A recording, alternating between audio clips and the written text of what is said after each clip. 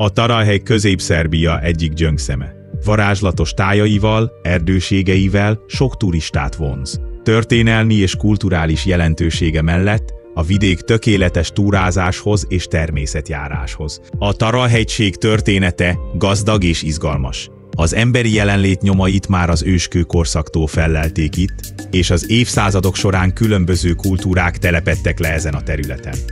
A középkorban erődítmények épültek itt, a II. Világháború során pedig a partizánok menedéke volt.